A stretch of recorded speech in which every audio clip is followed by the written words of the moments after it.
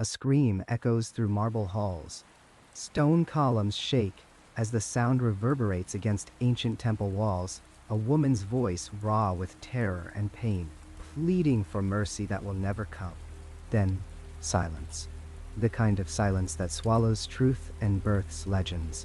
For thousands of years, we've been told a story about a monster, a creature so hideous that one glimpse would turn flesh to stone. We've heard about the hero who slayed her, the warrior who brought back her severed head as a trophy. But what if everything we've been taught about Medusa is a lie? What if history's most infamous monster was actually its most tragic victim? The ancient Greeks didn't just tell stories. They weaponized them. They crafted narratives that would echo through millennia, shaping how we understand justice, punishment, and monstrosity itself. And somewhere in those calculated retellings, a truth was buried so deep that even now we struggle to unearth it. This isn't just another retelling of Greek mythology. This is an excavation of a crime scene that's been covered up for over 2,000 years. We're going to uncover 5 buried truths about Medusa, 5 secrets that ancient storytellers desperately didn't want us to know. Because the real horror of her story isn't found in serpents writhing where hair should be. The real horror lies in what was done to her before the transformation, in the violence that preceded the curse, in the victim who was transformed into a villain to protect the guilty. By the time we reach the final revelation, you'll never see Greek mythology the same way again. You'll understand that sometimes the greatest monsters aren't the ones with fangs and scales. Sometimes they're the ones who write the history books. In the earliest whispers of the ancient world, before the name Medusa became synonymous with terror and stone, there existed a young woman whose beauty was said to rival that of the goddesses themselves. Her hair cascaded in waves of deep chestnut brown, catching the Mediterranean sunlight like polished bronze. Her eyes held the warm depth of honey, reflecting a soul devoted to purity and service. This was a time when Greece lived under the constant shadow of divine will, when mortals understood that their lives were but threads in a tapestry woven by immortal hands. Threads that could be cut or tangled at any moment, according to the whims of beings far beyond human comprehension. Medusa had chosen a path that many young women of her station considered the highest honor available to them, in a world that offered precious few choices.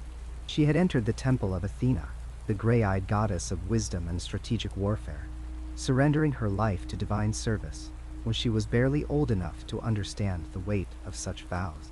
The temple stood as a magnificent structure of gleaming marble and towering columns, positioned on a hill that overlooked the surrounding countryside. From its steps, one could see olive groves stretching toward distant mountains, the silver-green leaves shimmering in the eternal Greek sunshine. The temple itself was a masterwork of human devotion, every surface carved with scenes of Athena's glory, every corner swept clean by faithful hands, every altar adorned with offerings of the finest fruits, oils, and woven garments. To serve in such a place was considered a blessing beyond measure. Young women who took the sacred vows of temple service were removed from the ordinary struggles of mortal existence. They would never be bartered off in marriage arrangements to strengthen family alliances. They would never endure the dangerous ordeal of childbirth that claimed so many women in those ancient times. They would never know the back-breaking labor of maintaining a household under the authority of a husband who held complete legal and social power over their very existence. Instead, they would live within sacred walls, protected by divine patronage, spending their days in ritual and prayer, their nights in contemplation and study of the mysteries. But this protection came with absolute conditions. The vows demanded complete celibacy, total purity of body and spirit. A priestess of Athena belonged to the goddess alone. Her body was consecrated, made sacred through ritual and oath, transformed from mere flesh into a living vessel of divine purpose. To break such vows was to commit an act of desecration so profound that the consequences defied imagination. The sanctity of the temple depended upon the purity of those who served within it. Every priestess understood this from the moment she first crossed the threshold. They wore robes of undyed wool, simple and modest. They adorned themselves with no jewelry save the symbols of their service. They moved through their days in quiet dedication, their voices rising in hymns that echoed off marble walls, their hands performing the intricate rituals passed down through generations of faithful women. Medusa embraced this life with complete sincerity. Witnesses who knew her in those early days, whose accounts survived in fragments of ancient texts and whispered stories, described a young woman of remarkable devotion. She rose before dawn to prepare the morning offerings, ensuring that fresh flowers adorned every statue, that oil lamps burned with steady flames, that incense filled the sacred spaces with fragrant smoke. She studied the sacred texts with intense focus, memorizing prayers and understanding the complex theology that underpinned the worship of the goddess. She treated every task, no matter how mundane, as an act of worship. When she swept the temple floors, she did so with reverence. When she washed the altar cloths, she moved with the careful precision of one handling holy relics. The other priestesses spoke of her gentleness, her willingness to take on the most difficult tasks without complaint. She possessed a quiet strength that came from genuine faith, from believing with absolute certainty that she had found her purpose within these sacred walls.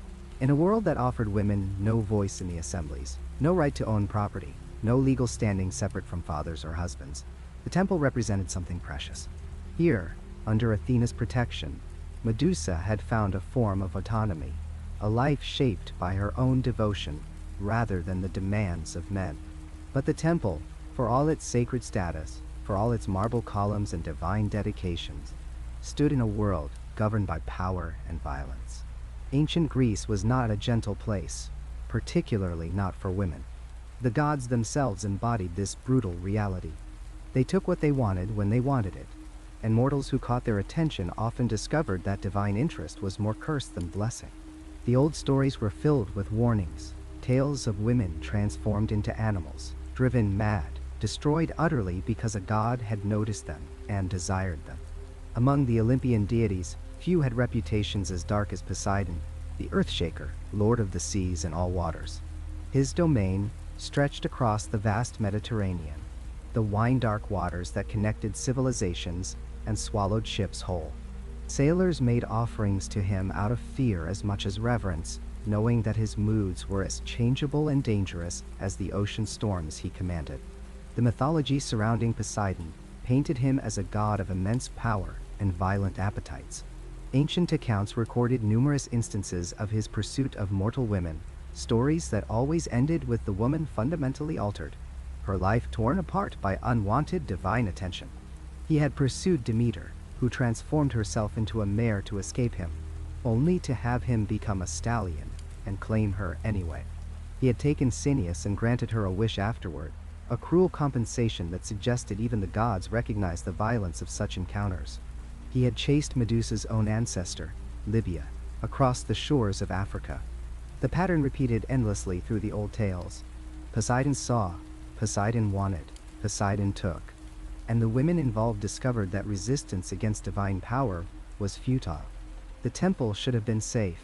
This was the foundational assumption that allowed priestesses to serve with peace in their hearts. Sacred ground was meant to be inviolable, protected by ancient laws that even the gods supposedly respected. Athena's temple in particular should have been absolutely secure. The goddess who valued wisdom and strategic thinking, who championed heroes and guided civilizations, surely she would protect those who had dedicated their lives to her service. The very walls seemed to promise sanctuary. Every ritual reinforced the idea that this space existed apart from the ordinary world, elevated above common dangers, shielded by divine authority. Medusa must have believed this completely. She would have drawn comfort from the solid marble beneath her feet, from the watchful stone eyes of Athena's statue at the temple's heart, from the daily rituals that connected her to something greater than mortal existence. When she walked through the columned halls, she moved through what she believed to be a fortress of faith, impregnable and eternal. But temples, for all their sacred status, are still built in the world of men and gods. Their walls are still made of stone that can be breached. Their sanctity depends not on physical barriers, but on respect for divine law, on the assumption that power will restrain itself, that the strong will honor the boundaries protecting the weak. And when that assumption fails, when power decides that it will not be constrained by law or custom or sacred ground, the sanctuary reveals itself to be a trap. The walls that promise protection become prison walls. The isolation that seemed peaceful becomes dangerous vulnerability. The very remoteness that made the temple feel separate from the world's corruption means that there is no one to witness, no one to intervene, no one to hear the prayers of a priestess who suddenly understands that her vows and her faith may not be enough to save her. Local legends from the region, stories passed down through countless generations, speak of a day when the sky grew dark without clouds, when the sea beyond the temple became unnaturally still, when the air itself seemed to press against the sacred walls with threatening weight. The priestesses felt it, that gathering sense of wrongness, that animal awareness that something vast and terrible had turned its attention toward their sanctuary. But they had their rituals to complete, their duties to perform. They had faith in the protection they had been promised. They continued with their daily tasks, even as the atmosphere thickened with approaching doom. Medusa, beautiful and faithful, innocent in her devotion, moved through the temple performing her service, unaware that she had been noticed by eyes that saw across vast distances, that her beauty had attracted the attention of a god who had never learned to accept refusal, whose power over seas and earthquakes extended to the belief that all things, all places, all people existed for his take. The temple that had been her refuge, her home, the center of her spiritual life, was about to become the site of her destruction. And there was nothing her faith, her vows, or her goddess could do to prevent what was approaching like a storm rolling in from the endless sea. There are moments in ancient mythology that demand we stop treating these stories as mere allegory, as metaphorical playthings divorced from human experience. There are crimes embedded in marble and verse that we have softened with time, dressed up in scholarly language, wrapped in the gentle euphemisms that distance us from what actually happened. The story of Medusa begins not with snakes or stone, not with a monster to be slain, but with an assault, with rape.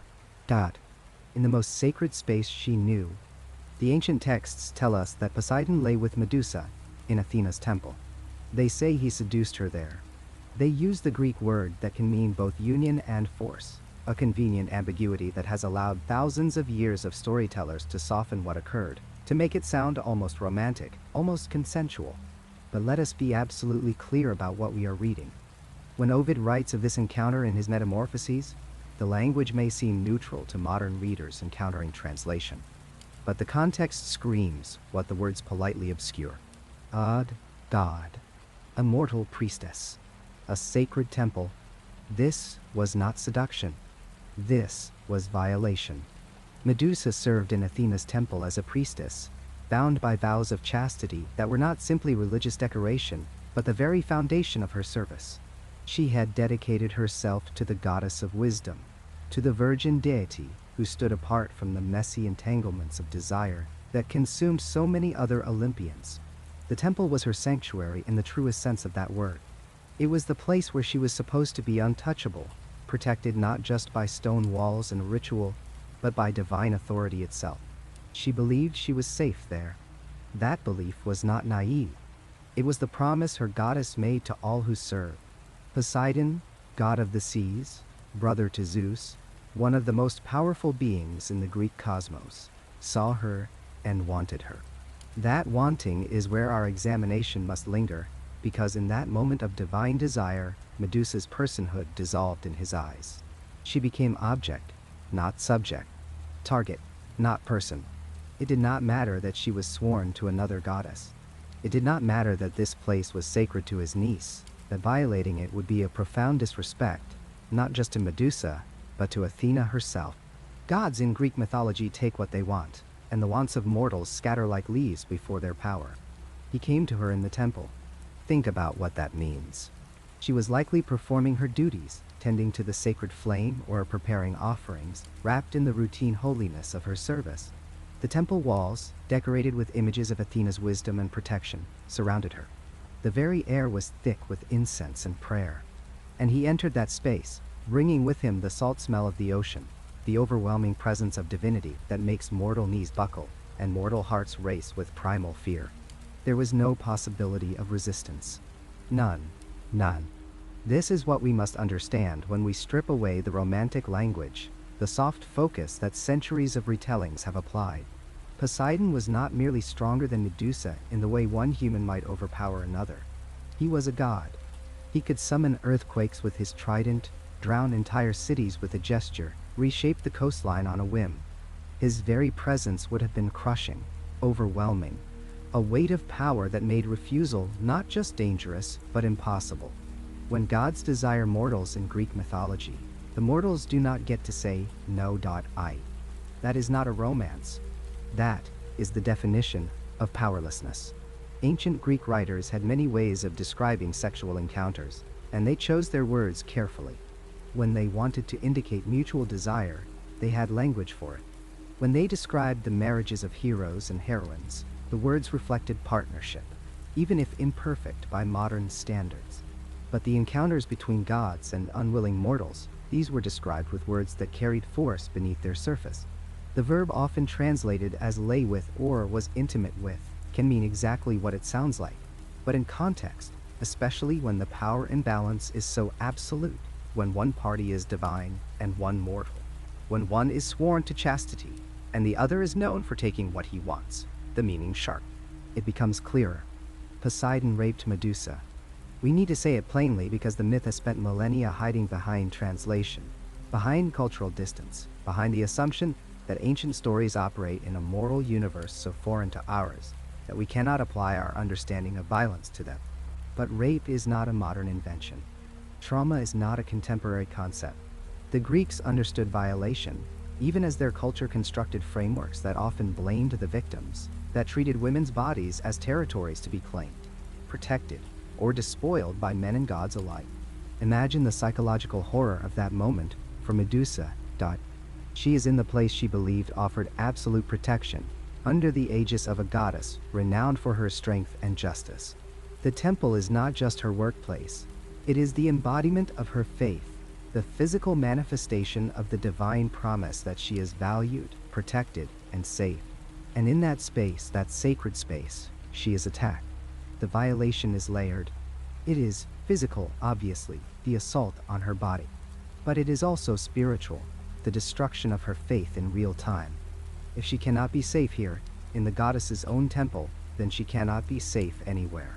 If the gods themselves will violate this space, then no space is truly sacred. The very foundation of her world shatters. And where was Athena? This question haunts the myth. The goddess whose temple this was, whose priestess Medusa served as, where was she when Poseidon entered? Greek mythology offers no answer that satisfies our desire for justice. The gods operate by their own rules, their own hierarchies of power. Athena and Poseidon had history, rivals for the patronage of Athens, locked in the kind of eternal competition that defines divine relationships. Perhaps she could not stop him. Perhaps she chose not to, unwilling to escalate a conflict with another Olympian over a mortal girl. Perhaps she was simply absent, her attention elsewhere, and Poseidon knew it and chose his moment. The text gives us no comfort here, no divine intervention, no last-minute rescue. Medusa prays, we can imagine, crying out to her goddess even as she is assaulted. The prayers echo off stone walls and receive no answer. This is abandonment compounding violation, the silence of the divine in the moment of greatest need. Ancient Greek culture had complicated attitudes towards sexual violence, attitudes that often placed responsibility on the victim rather than the perpetrator. A woman who was raped, even by force, even by a god, was considered polluted, tainted, no longer pure. The violation of her body was seen as a stain on her character, evidence of her complicity or carelessness. She should not have been beautiful enough to attract attention. She should not have been alone. She should have resisted harder, fought back, died rather than submit. Never mind that resistance to a god was futile. Never mind that death might have been the outcome regardless. The logic of victim blaming does not need to be consistent, only pervasive. This attitude is not ancient history confined to Greek temples. It echoes through centuries, through cultures, through legal systems that asked what the victim was wearing, whether she fought back hard enough, whether she said no clearly enough, as if the burden of preventing assault rests on the person being attacked rather than the attacker. The myth of Medusa, in its original telling, carries this poison at its core. It takes a woman who has been raped and transforms her into a monster, as if the violence done to her has corrupted her essence, made her dangerous and evil. When Athena finally appears in the story, it is not to comfort her priestess or to punish her uncle Poseidon. It is to punish Medusa. The goddess finds her temple desecrated, her priestess violated, her sacred space profaned, and her rage falls not on the god who committed the crime, but on the mortal victim of it. Athena transforms Medusa's beautiful hair into serpents, makes her face so hideous that anyone who looks upon it turns to stone, and banishes her to live as a monster in isolation. This is presented in the myth as justice, as appropriate divine response. The temple has been polluted, and the source of pollution, in this twisted logic, is Medusa herself. The psychological brutality of this cannot be overstated. Medusa has already endured assault and abandonment. Now she endures transformation into something that embodies how she is seen by her culture, by her goddess.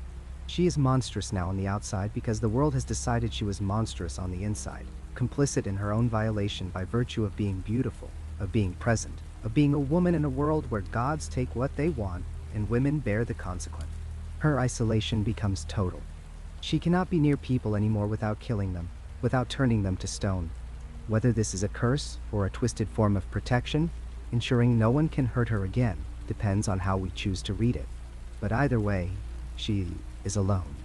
The priestess who served in community, who tended sacred fires alongside sisters in faith, now lives in exile, surrounded by the stone remnants of those who sought her out, who came to kill the monster without ever asking how the monster came to be. Modern retellings have begun to reclaim this narrative, to look at Medusa not as a monster but as a victim, to see her transformation not as punishment but as the evidence of injustice. The image of Medusa has been adopted by survivors of sexual assault, her face a symbol not of monstrousness but of survival, of rage justified, of the refusal to be ashamed of violence done to you. This reclaiming matters because it forces us to confront what the original myth reveals about how cultures process and perpetuate sexual violence. The story of Medusa is a story about how we talk about rape, how we encode it in language that obscures rather than illuminates, how we shift blame from perpetrator to victim, how we isolate and punish those who have already been harmed. It is a story about powerlessness, about what happens when the places that should protect us become sites of violation, when the gods who should defend us turn away or turn against us. And it is a story that continues, in different forms, in different cultures, wherever victims are asked what they did to provoke their attackers, wherever survival is treated as complicity, wherever speaking truth about violence is considered more offensive than the violence itself.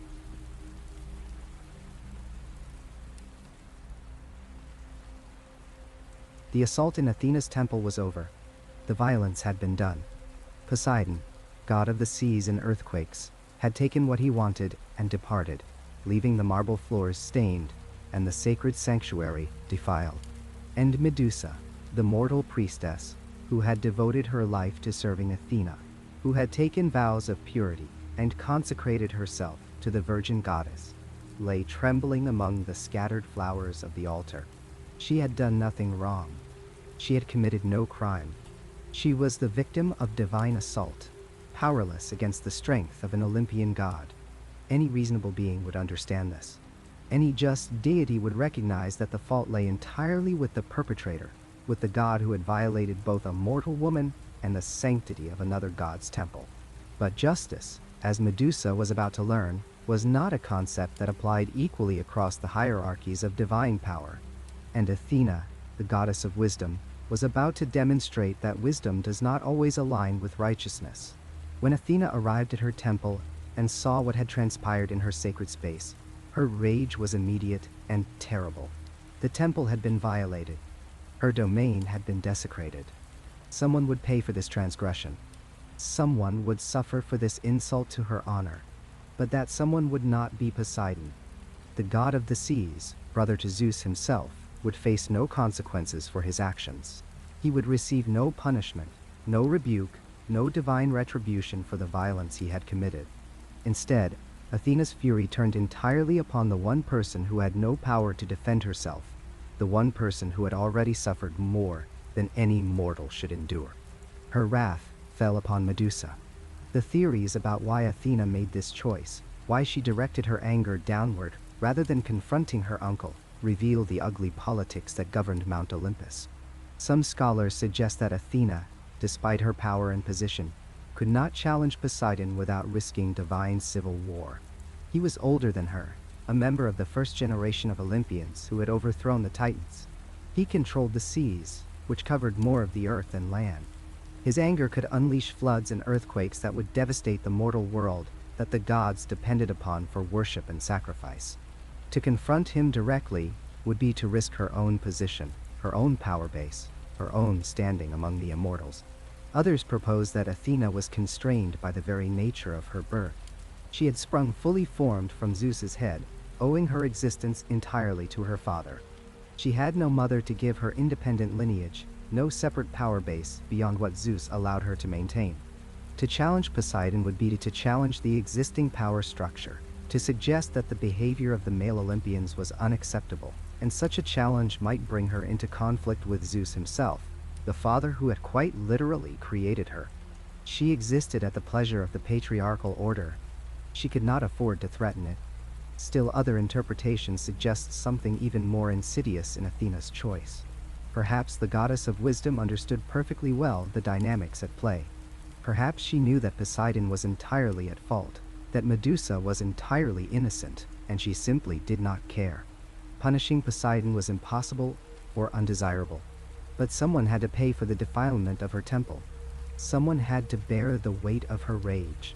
And Medusa, mortal and powerless, made a far safer target than a god who could fight back. Whatever the reason, the result was the same. Athena pronounced her judgment, and the transformation began. The curse started with Medusa's hair, the beautiful locks that she had once adorned with flowers in service to her goddess. The strands began to writhe and twist, taking on a life of their own. They thickened and separated, each one becoming an independent entity. The sensation must have been unbearable, feeling her own hair turning against her, becoming foreign and hostile. Within moments, where glossy human hair had been, there were serpents. Living snakes grew from her scalp, hissing and striking at the air around her head. They were part of her now, extensions of her own body that she could never remove, never escape. Every moment for the rest of her existence, she would feel them moving, writhing, their scales sliding against each other, their tongues flicking near her ears. Her hair had become a nest of vipers, and she could never brush them away, never find peace from their constant movement. Her skin came next. The smooth human flesh that covered her body began to change, hardening and separating into scales. The transformation crept across her like a disease, starting at her extremities and working inward. Her fingers became clawed and reptilian. Her arms and legs developed patches of green and bronze scales that caught the light like armor. The skin of her face, once soft and praised for its beauty, took on a grotesque quality, part human and part serpent, neither one nor the other, but something caught between. The scales were not merely cosmetic.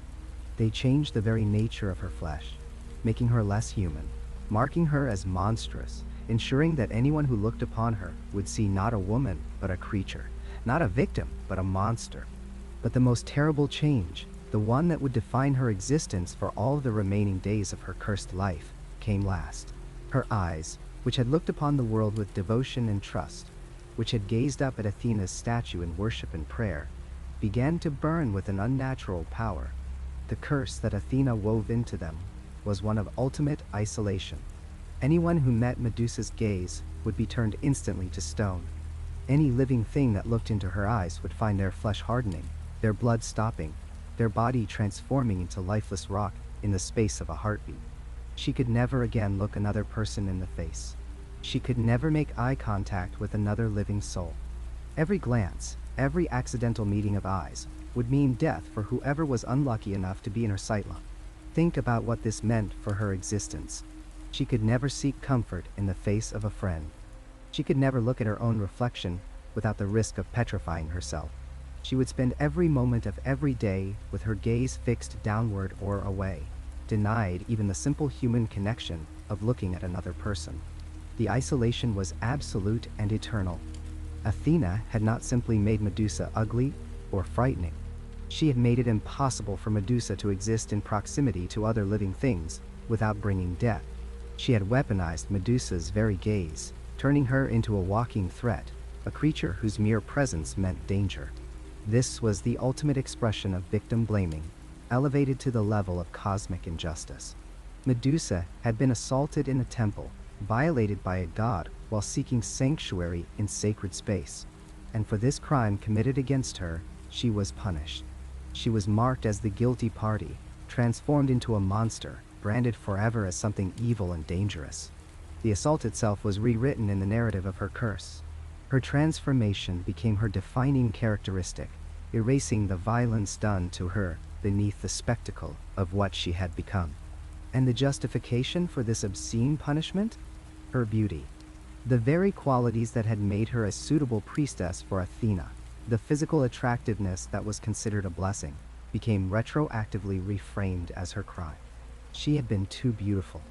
She had attracted Poseidon's attention, as if drawing the eye of a god was something she had control over, as if being attractive was a form of consent to assault, as if the responsibility for Poseidon's actions lay with her appearance rather than with his choice to commit violence. This logic, toxic and cruel, has echoed through millennia of human culture. What was she wearing? Why was she there? Didn't she know what would happen? The questions that shift blame from perpetrator to victim, that make the targeted person responsible for the violence inflicted upon them, were all present in Athena's curse. Medusa's beauty became evidence of her guilt. The fact that a god had desired her became proof that she had done something wrong. Her transformation into a monster was positioned not as punishment for being assaulted, but as the natural consequence of having been too attractive, too noticeable, too present in her own body. The anger this should provoke is difficult to overstate. A woman serves her goddess faithfully. She devotes herself to worship and purity. She is attacked by a god in the very temple where she sought spiritual purpose. And the response from the goddess she served is to blame her, to punish her, to mark her forever as guilty and monstrous. Not content with abandoning her priestess in her moment of greatest need, Athena actively compounded the trauma, adding curse upon curse, ensuring that Medusa would never know peace, never know human connection, never escape the consequences of a crime committed against her. Poseidon faced nothing. He returned to his underwater palace, unscathed and unchallenged. The political calculus of Olympus protected him. His power and position insulated him from any repercussions. He could violate a temple, assault a mortal, and walk away without even a reprimand. The same divine politics that made him untouchable made Medusa expendable. She had no protection, no leverage, no way to defend herself against the goddess's wrath. So she became the sacrifice on the altar of divine face-saving, the scapegoat who bore the punishment that should have fallen on her attacker. Her beauty, once praised, became her curse. Her service, once valued, was forgotten. Her innocence, which should have been her shield, meant nothing against the political realities of divine power. Medusa was transformed from victim to monster, from priestess to threat, from human being to cautionary tale. And in that transformation, she was silenced, her truth buried beneath the horror of what she had become. No one would remember the woman who had been wrong.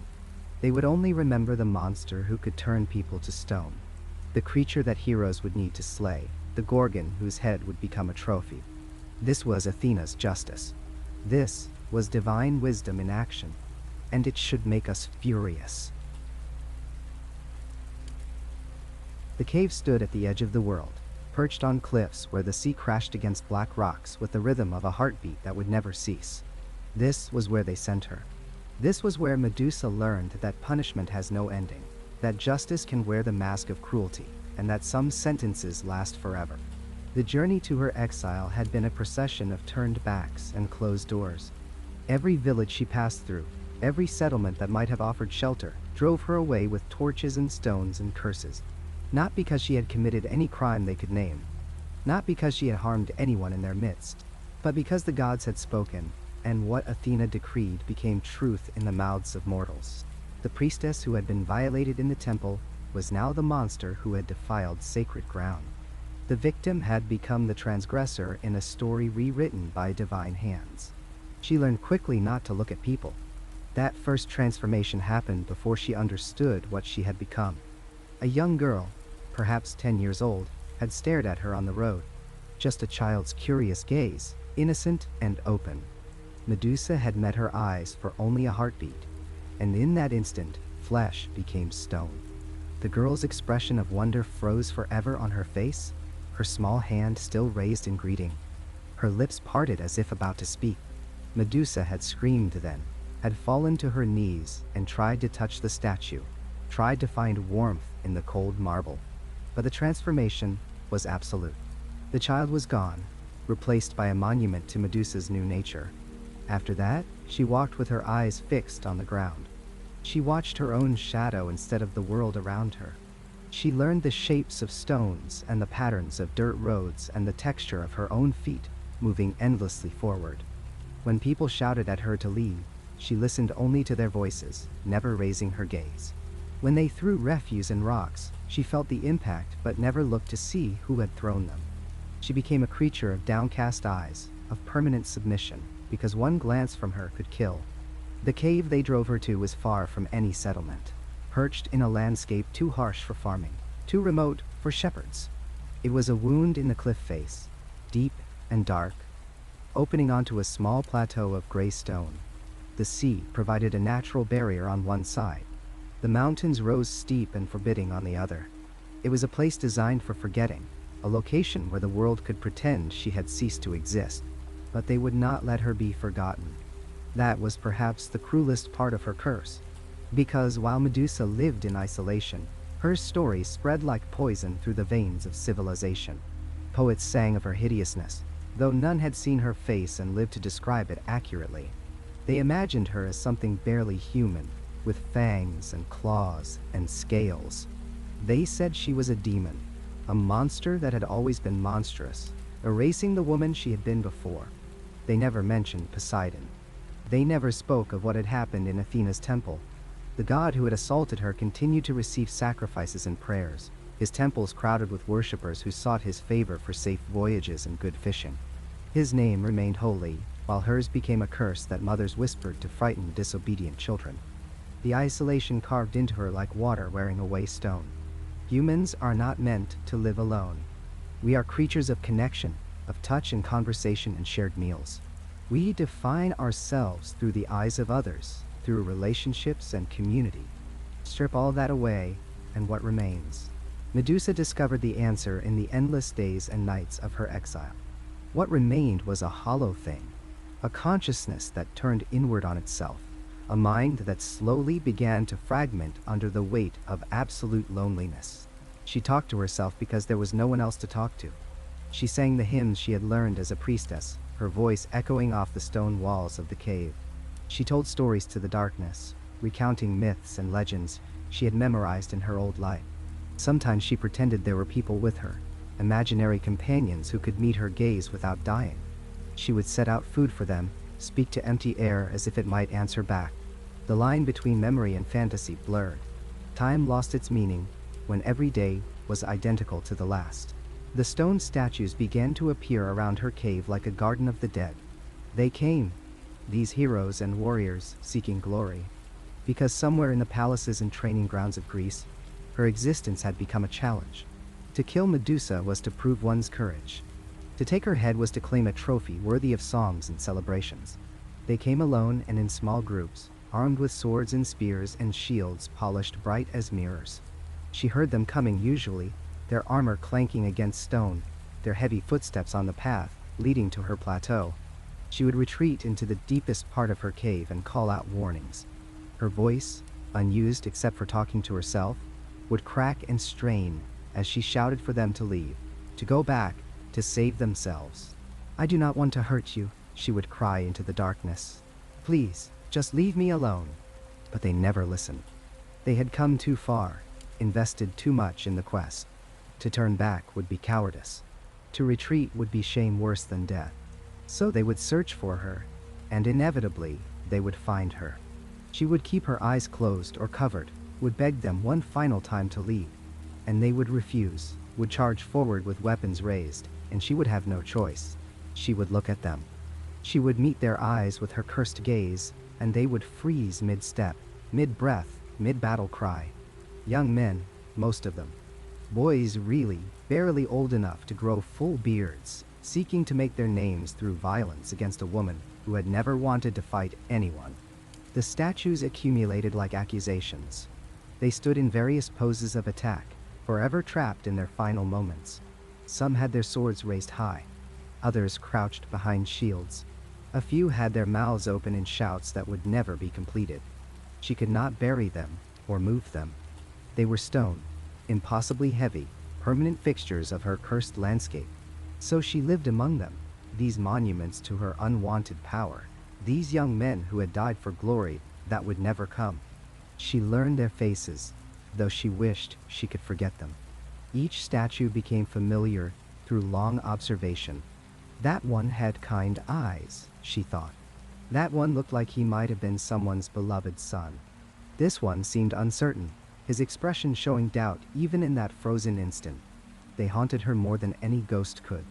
They were evidence of what she had become, proof that the world saw her as a monster worth hunting. At night, when the moon cast shadows across the plateau, the statues seemed to move in her peripheral vision. She would imagine them coming to life, accusing her, blaming her for their deaths. "I did not want this," she would whisper to them. "I never asked for this curse."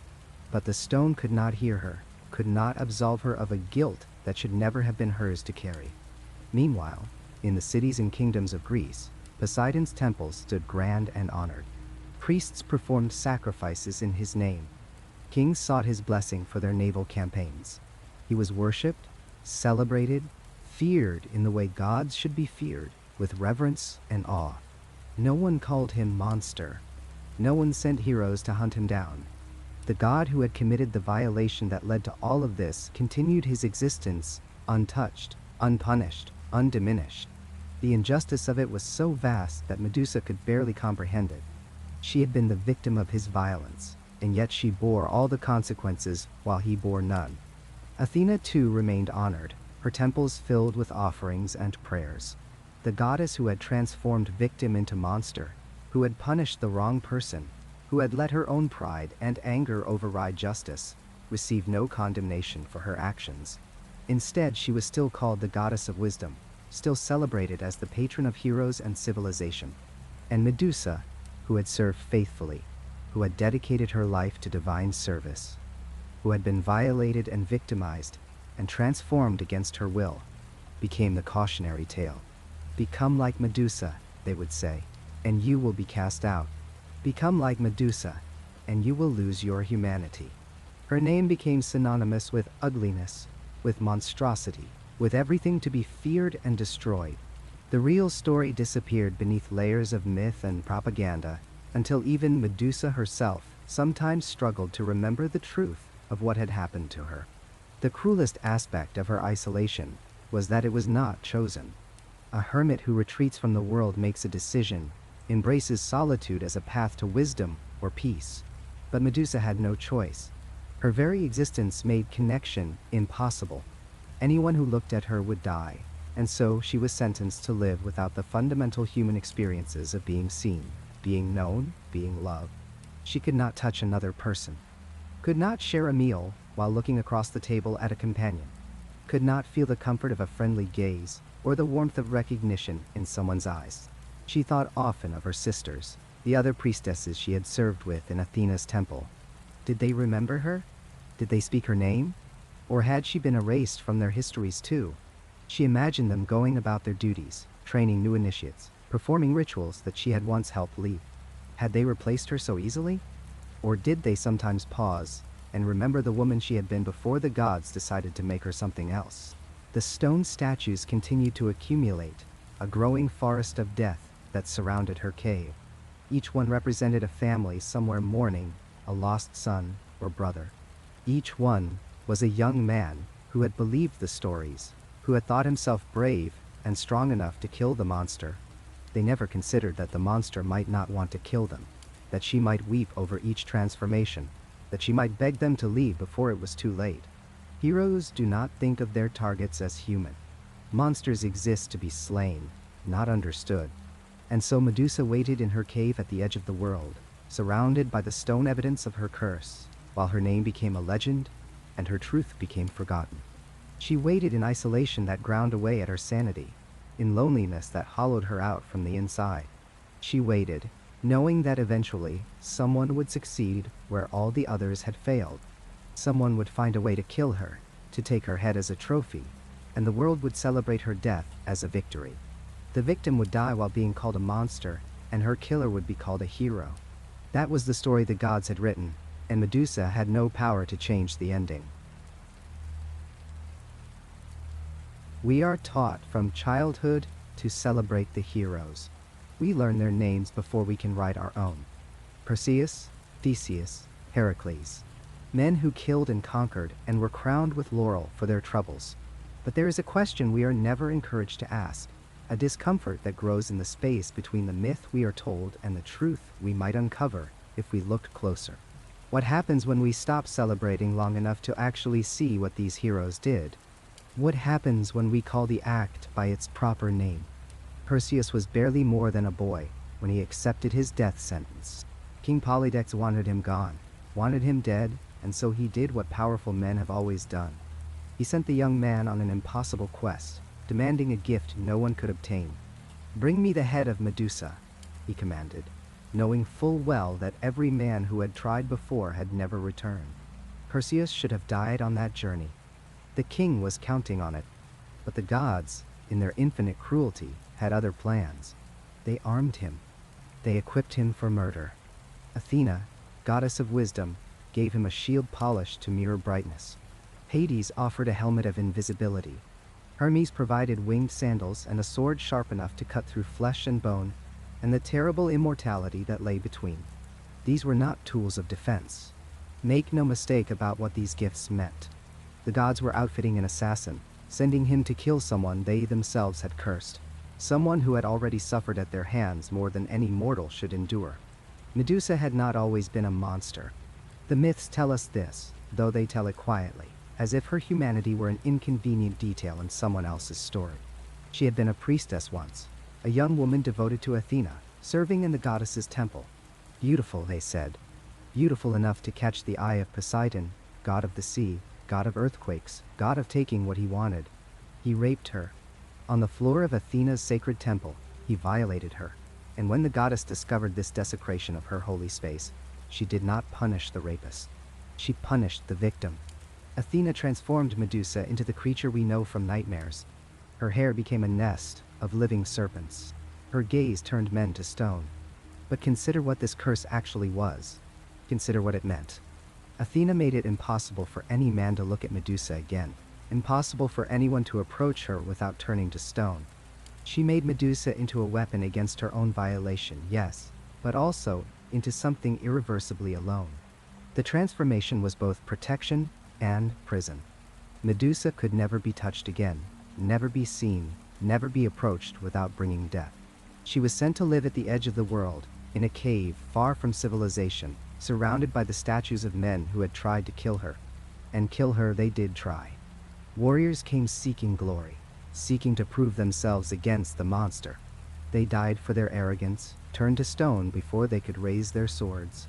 The statues accumulated around her home, a garden of the ambitious dead, men who saw her not as a person, but as a challenge, a trophy, a story to tell. Medusa lived among these frozen reminders of her own otherness, of the fact that the world saw her as something to be conquered or destroyed. Perseus came differently. He came equipped with divine weapons and divine guidance. He came with advantages no honorable warrior would need. The gods told him how to do it, how to approach without being seen, how to kill someone who had never asked to be what she had become. He waited. This is the detail that should disturb us most. He waited until she was asleep.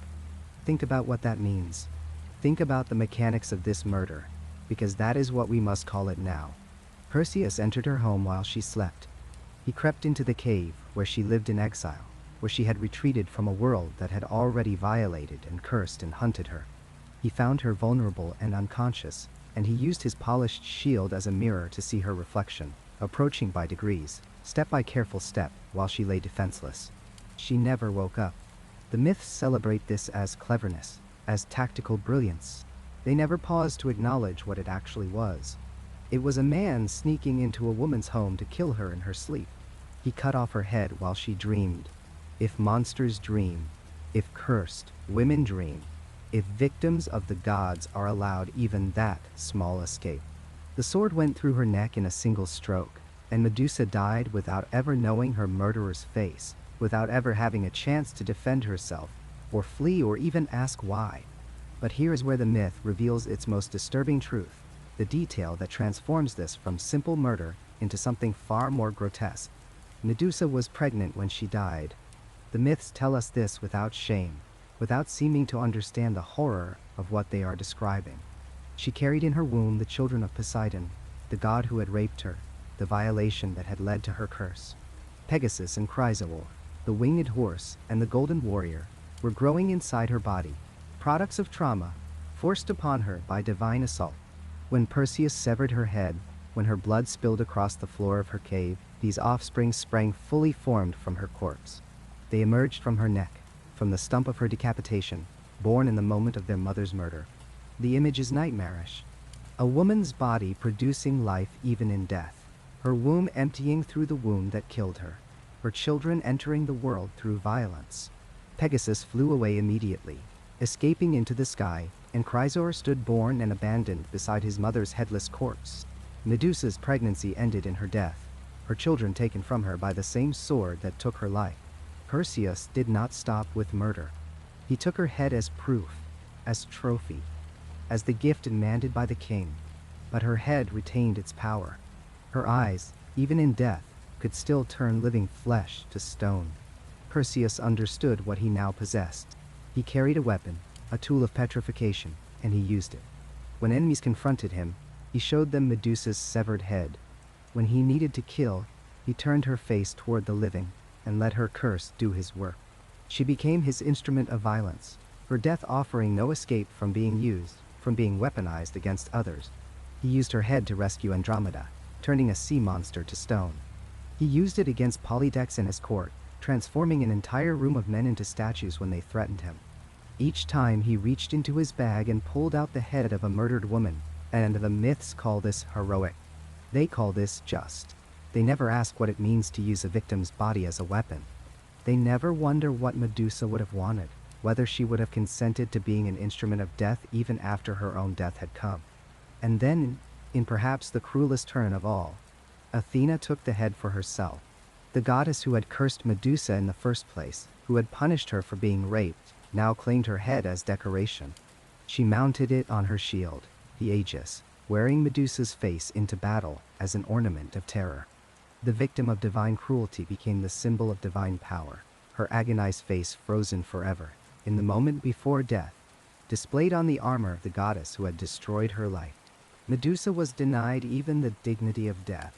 Her body was left behind in the cave, headless and empty. Her children were scattered or claimed by others.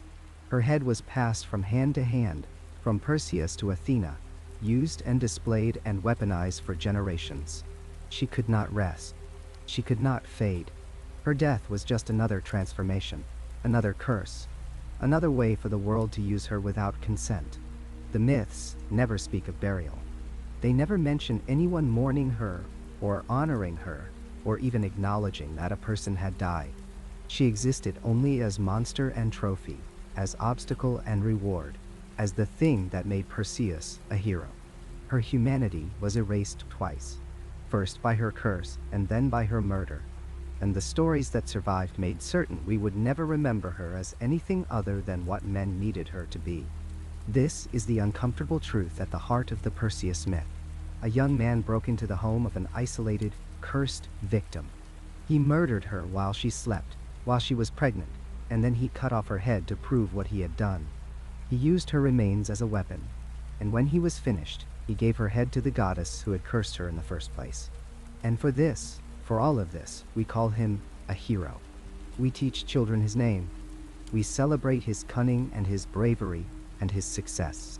But there was nothing brave about killing a sleeping woman. There was nothing heroic about murdering a victim in her own home. There was nothing just about weaponizing her corpse and denying her the peace of death. When we strip away the divine justifications and the narrative distance, when we look at the actual events the myth describes, we are left with something much darker than heroism. We are left with murder, plain and terrible. We are left with the understanding that sometimes the monster in the story is not the one with serpents for hair. Sometimes the monster is the one we are taught to celebrate, the one whose name we know by heart, the one who walked away victorious while a pregnant woman's blood soaked into the earth of her exile. This is the legacy of Perseus. Not glory, but murder. Not heroism, but the mundane evil of violence dressed in myth and called by better names than it deserves. In the beginning, there were 3 sisters who lived at the edge of the world, where the ocean meets the night sky. 2 of them were immortal, blessed with eternal youth and terrible beauty. But the third, Medusa, was mortal. This detail matters more than you might think, because mortality means vulnerability. It means that unlike her sisters, she could be hurt. She could be violated. She could be killed. The earliest Greek sources tell us something that later storytellers would rather we forget. Medusa was a priestess in Athena's temple, a young woman who had taken vows of chastity, who served the goddess with devotion. When Poseidon, god of the seas, saw her, he wanted her. And because he was a god, and because gods in ancient stories rarely took no for an answer, he took what he wanted. He raped her inside Athena's sacred temple, turning a holy space into a site of violence. What happened next reveals everything about how patriarchal narratives function. Athena, finding her temple defiled, punished not the rapist, not the god who had violated both her priestess and her sacred space, but the victim. She transformed Medusa into a creature so hideous that anyone who looked at her would turn to stone. Her beautiful hair became a nest of writhing serpents. Her face, once lovely enough to attract a god's attention, became a mask of horror. Think about that transformation for a moment. A woman is violated, and her punishment is to become unlovable, to become literally unviewable, to become a thing so monstrous that looking at her means death. The myth does not give us Medusa's voice. We never hear her scream, her protest, her grief. We do not know if she begged Athena for protection or mercy. The storytellers of ancient Greece silenced her the moment they transformed her, and in every retelling since, she has remained silent. By the time the Romans inherited this myth, the erasure had already begun. Ovid, writing in the 1st century, was one of the few who explicitly stated that Medusa had been raped, that she had been beautiful before her transformation. But even Ovid's account focuses on Perseus, the hero, the man who would eventually kill her. Medusa appears in his narrative as an obstacle to be overcome, a monster lurking in her cave at the edge of the known world, surrounded by the stone corpses of men who had tried to kill her before. Later retellings stripped away even this context. Medieval European writers, translating and adapting classical mythology for Christian audiences, removed the rape entirely. Medusa simply became a gorgon, a monster, a demon woman whose very existence threatened good Christian men. She was no longer a victim transformed by injustice. She became evil incarnate, a symbol of female sexuality unleashed and dangerous. Watch how the story shifts across the centuries. In some medieval versions, Medusa is described as having been vain, so consumed by her own beauty that the gods punished her pride by making her ugly. Suddenly, her transformation becomes deserved, a moral lesson about the sin of vanity. The rape disappears completely. Athena's unjust punishment becomes divine justice. The victim becomes the villain of her own story. The artistic depictions track this erasure with disturbing clarity. Ancient Greek pottery sometimes shows Medusa as beautiful, her face serene even as serpents crown her head. There is tragedy in these images, a sense of something precious that has been lost. A red figure vase from the 5th century before the Common Era shows her sleeping face, peaceful, almost childlike, while Perseus creeps toward her with his sword. But as centuries pass, her face transforms. Roman mosaics begin to emphasize the monstrous elements, the snakes more prominent, her expression more aggressive. By the medieval period, she has become grotesque beyond recognition.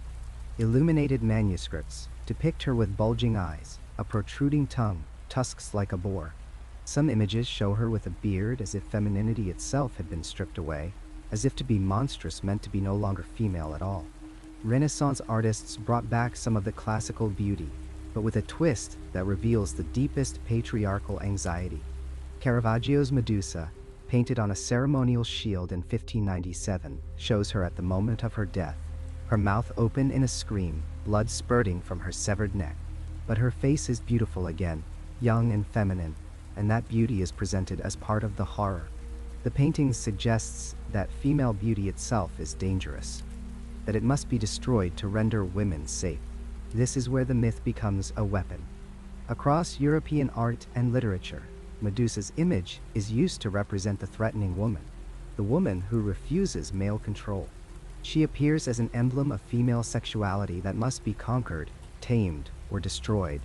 Her serpent hair evokes both phallic imagery and the biblical serpent of Eden, connecting her to the original sin, to Eve, to the idea that women are inherently dangerous and deceitful. Victorian moralists invoked her story as a warning. Young women were told that vanity, sexual awareness, or resistance to male authority could transform them into monsters. The myth became a tool for enforcing feminine submission. Be beautiful, but not too beautiful. Be seen, but do not return the gaze. Accept what is done to you, or you might become something worse than a victim. You might become a Gorgon. What these later storytellers tried to erase was the possibility that Medusa was never a victim at all. Some scholars of ancient religions suggest that the Gorgon figure predates Greek mythology entirely, that she may have originated as a Libyan goddess, a powerful feminine deity in her own right. In these theories, Medusa was not transformed into a monster, but was always divine, always powerful. Her snake hair a symbol of wisdom and regeneration, her petrifying gaze a protective force. The Greeks, conquering and colonizing, may have taken this foreign goddess and rewritten her story to diminish her power. They made her mortal, made her vulnerable, made her a cautionary tale instead of a figure of worship. This is what empires do to the gods of conquered peoples. They turn divine beings into demons, transform protector spirits into monsters that their heroes must destroy. If this theory holds any truth, then the erasure of Medusa's voice began not with her transformation, but with her very introduction into Greek mythology. The rape, the punishment, the need for a hero to kill her, all of these narrative elements work to justify her destruction. She must be a monster so that Perseus can be a hero. She must be guilty so that her murder becomes righteous. And Perseus is always the hero in these retellings, never a murderer, never someone who crept into a sleeping woman's cave and cut off her head while she slept. The Greek sources are clear that she was asleep when he killed her, that he used Athena's polished shield to avoid her gaze, that he struck while she was defenseless.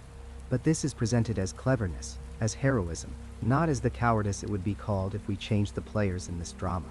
From Medusa's severed neck, according to the myth, sprang Pegasus and Chrysaor, her children by Poseidon.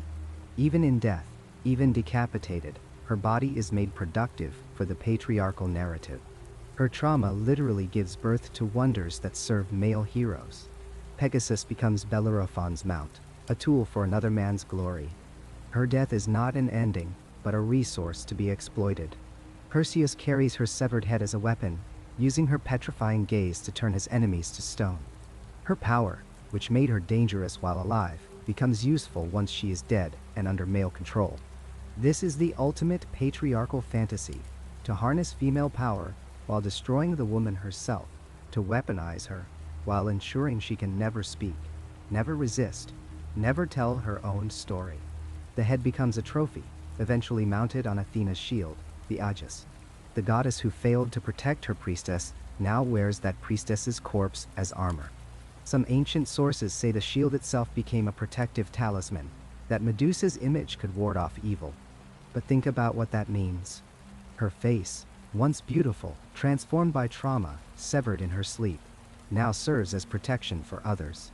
She becomes, quite literally, a shield for those who destroyed her. This is how storytelling becomes violence. Each retelling that removes Medusa's humanity, that erases her victimhood, that transforms her into a seductive monster who deserved her fate, commits the murder again.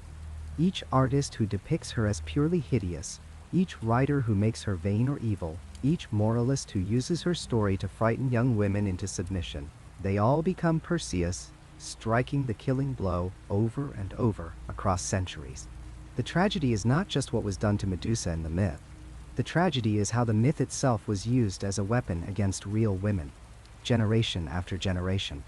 How many girls were told this story and learned that beauty was dangerous, that being desired meant being destroyed, that if violence came to them, they would be the ones transformed into monsters?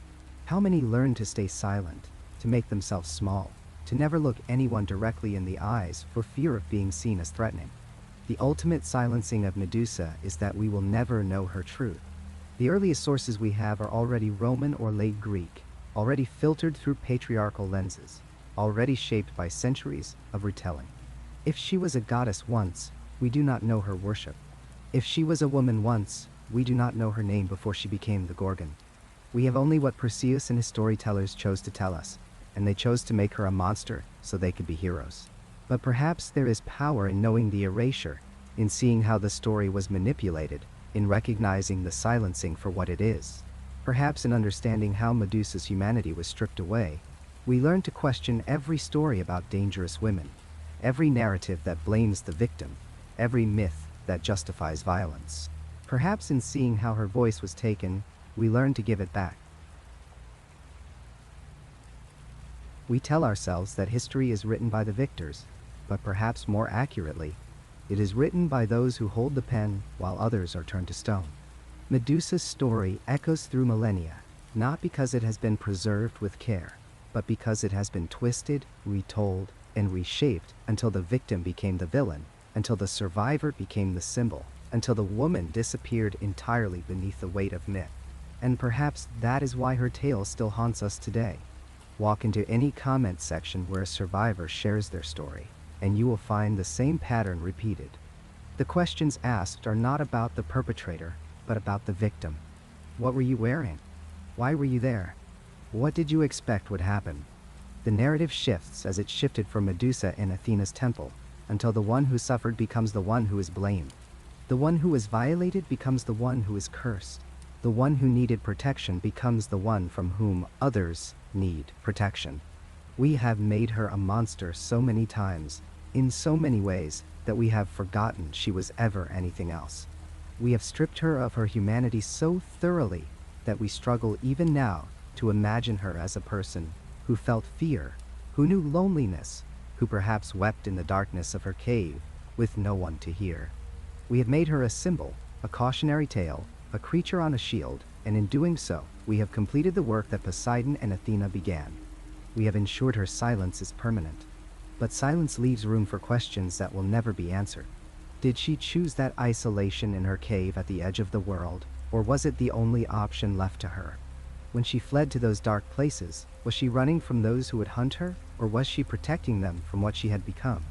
Did she understand that her gaze now turned flesh to stone? Or did she learn it the hard way, watching in horror as someone she loved solidified before her eyes? And what of those final moments when Perseus entered her cave?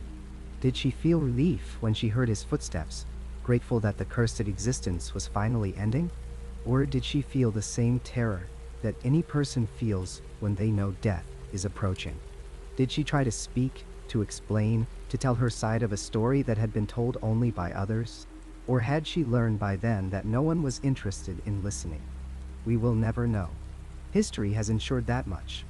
We have her death, described in vivid detail by poets who were not there. We have her head, severed and still potent, used as a weapon by the hero who killed her. We have her image, reproduced on shields and temples and pendants, her face frozen in a scream that might be rage or might be anguish. But we do not have her words. We do not have her story, told in her own voice. We have only the versions created by those who needed her to be a monster. Perhaps the most haunting image is the one the poets rarely linger on. The statues surrounding her cave. Each one had been a person once. Each one had looked at her. But had any of them truly seen her? Or had they too seen only the monster, the Gorgon, the thing to be feared? Did any of them pause to wonder about the woman beneath the serpents, to question why she was there, to ask what had brought her to this place of exile and shadow? Or did they see only what they expected to see, and in seeing it become frozen in their own perception? Her greatest curse, perhaps, was not the serpents that replaced her hair. It was not the gaze that turned living flesh to stone. It was that she would be remembered forever, her name spoken across thousands of years, and yet she would always be remembered as the monster rather than the victim, as the villain rather than the survivor, as a cautionary tale rather than a tragedy. She would be immortal, but only as a symbol, never as a person, never as someone who deserved to have her story told with compassion rather than fear.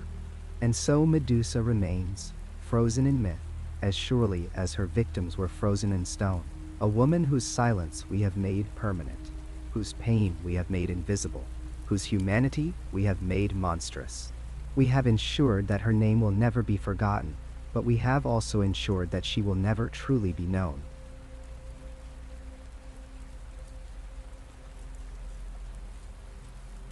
That's where this journey ends for tonight. If you made it all the way here, subscribe and hit the bell for more long-form stories like this. Check out the videos on screen for more right now. Drop your own experiences in the comments below. Thanks for listening, and I'll see you in the next one.